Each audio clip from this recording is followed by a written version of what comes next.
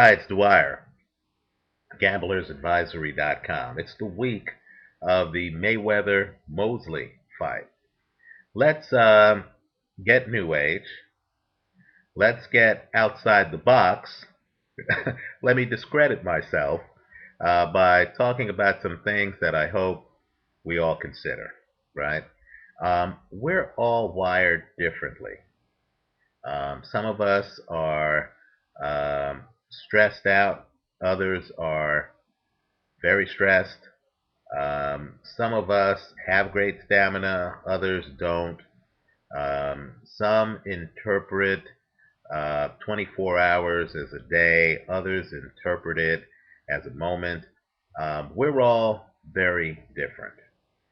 I believe that Shane Mosley and Floyd Mayweather are very different, even though they look alike. On the surface, both guys are orthodox fighters, orthodox stance, whose best punch is their left hooks, right? For anyone who wants to dispute that, take a look at Shane Mosley's fight against Fernando Vargas, the rematch. You'll see his knockout punch in that fight was a left hook. When he fought Ricardo Mayorga later and Mayorga was out on his feet, Shane Mosley came back.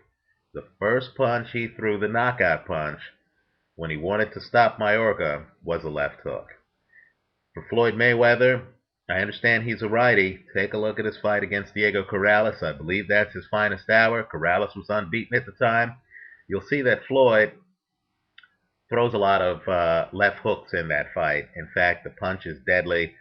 Look at his fight against Juan Manuel Marquez. You will see that he knocked Marquez down in the second round off of a left hook. I believe that's his best punch.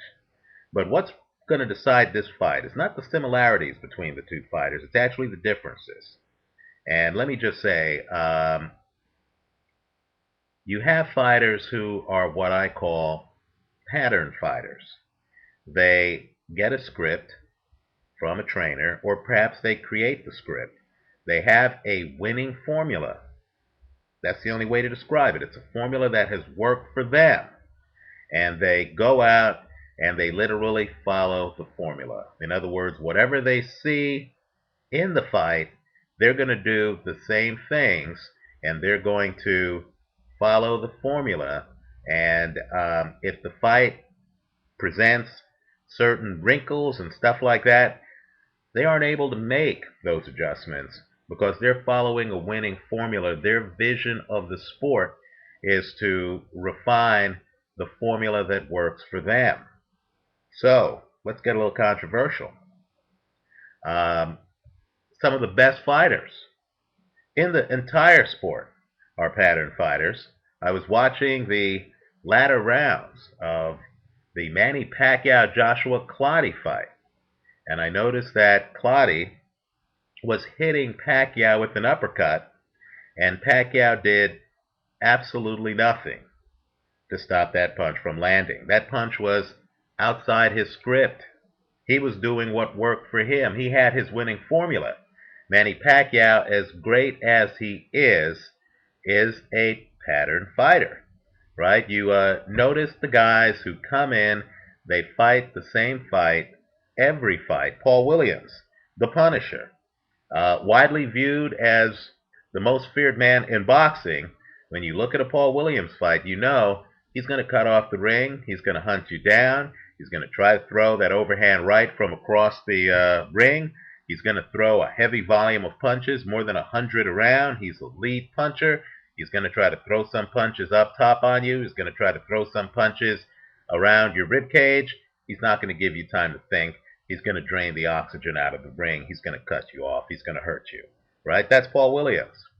Now, as I said before, some of these pattern fighters are phenomenal fighters. Then you have the reactive, adaptive fighters. I know by now I've probably lost half the crowd, but if you look at the Rumble in the Jungle, one of my favorite fights, George Foreman against Muhammad Ali, you're going to see that early on in that fight, Ali goes to the ropes. Foreman, undefeated champion at the time, and keep in mind, he wasn't just the heavyweight champion. He, before that, was also the Olympic gold medalist winner. Foreman goes over to the corner, starts working Ali's body. The round ends. Now, Ali had one of the legendary corners at the time, Angelo Dundee, Dini Brown, and Dundee and his corner, Ferdy Pacheco's in the corner. Dundee says to him, "You need to get off the ropes," right? That goes on for several rounds. Ali's corner is telling him, "You need to get off the ropes." Of course, what that shows all of us is that one of the biggest moments in boxing, Ali's rope-a-doping, was unrehearsed. In other words, that was a fighter in the ring creating a strategy in the ring. Now, you have several fighters like that. We just saw a great fight between a pattern fighter, Mikhail Kessler, right? Kessler has a formula, he follows it, and a reactive, adaptive fighter who literally shows up and then figures things out on the fly in Carl Froch. Now, I believe this fight is that kind of fight. Even though these guys, Shane Mosley and Floyd Mayweather, look alike, they couldn't be more different.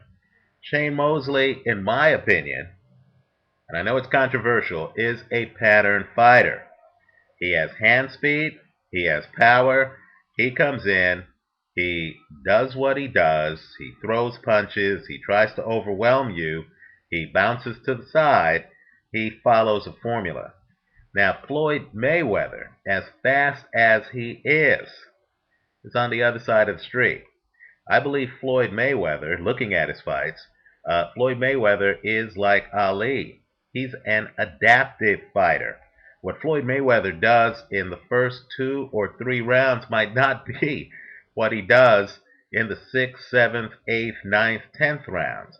Now, let me just say, that's going to have profound implications because whereas a pattern fighter doesn't know what an adaptive fighter is going to do, the adaptive fighter knows exactly what the pattern fighter is going to do. And Floyd Mayweather right now knows that Shane Mosley is going to be right in front of him, that Shane Mosley is not going to move his head. When the bullets start flying, Mosley is just going to start firing back, right? He's not going to unveil anything that Floyd Mayweather has not seen before. In fact, if you go back to the first Shane Mosley-Oscar De La Hoya fight, a fight I thought he won, you're going to see that there are moments in that fight where the two guys start trading a lot of shots, and Shane Mosley doesn't move his head, he doesn't take a step backwards, he's just relying on hand speed, which 9 times out of 10 is superior to his opponents. Floyd is a different type of fighter. He is much more deadly. He's going to, in addition to having the superior technique, and I want you at the beginning of the fight to look at Floyd's feet, look at how he's already cocked to throw his left hook. He can get that left hook off in the blink of an eye faster than Shane Mosley, and he can get it off to the head and to the body. It's a debilitating punch to either, depending on where Floyd plans to throw it, right? What I want you to realize is that if this fight, in fact, when this fight gets to the 4th, 5th, 6th rounds, you're going to see increasing dominance. In other words, Floyd Mayweather will have cracked Shane Mosley's code. And I believe that Floyd is then going to completely deconstruct Shane Mosley. The only suspense in my eyes in this fight will come early on. If Shane Mosley is going to win this fight, he needs to do something dramatic in the first 3 to 4 rounds. Just like if Manny Pacquiao is going to beat Floyd Mayweather, he's going to have to do something dramatic in the first 3 to 4 rounds. Because once we get to the 6th, 7th, 8th, 9th rounds, then the reactive fighter is going to take over because his strategy is going to be personalized for his opponent as opposed to having a one-size-fits-all strategy. Hope I haven't lost my audience. Let me know what you think. Leave your comments for me here and visit us at gamblersadvisory.com.